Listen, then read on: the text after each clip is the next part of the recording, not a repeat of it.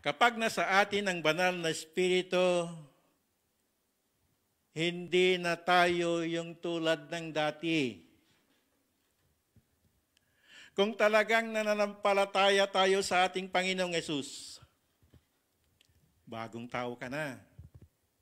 Hindi na ikaw yung dating makasalanan. Hindi na ikaw yung dating masama ang ugali. Hindi na ikaw yung dating ikaw. Iba na. Tingnan mo yung sarili mo. Tingnan natin yung sarili natin. Kung sinasabi nating tayo'y nananampalataya sa ating Panginoon, may nagbago na ba? Kapag wala, mga kapatid,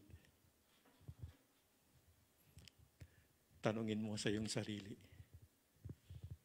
nasa iyo ba yung banal na Espiritu? Ikaw lang ang makakasagot niyan. Nasa iyo na ba talaga ang banal na Espiritu? Mga kapatid, paano natin malalaman na nagbabago ka na? Siyempre, makakasagot niyan ay ikaw lamang. Tingnan mo yung sarili mo. May nagbago ba?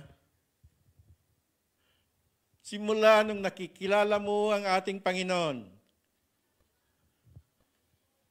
at higit sa lahat, nakikita ba sa iyong buhay yung mga kapatiran mo sa pananampalataya? Nakikita ba yung nasa mga paligid mo na may nagbabago na ba sa iyo?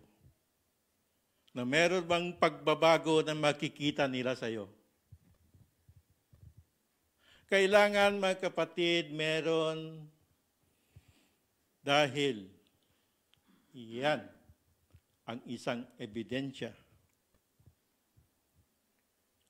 Iyan ang isang pinakamatibay na ebidensya na iyong banal na Espiritu ay nananahan sa iyong puso.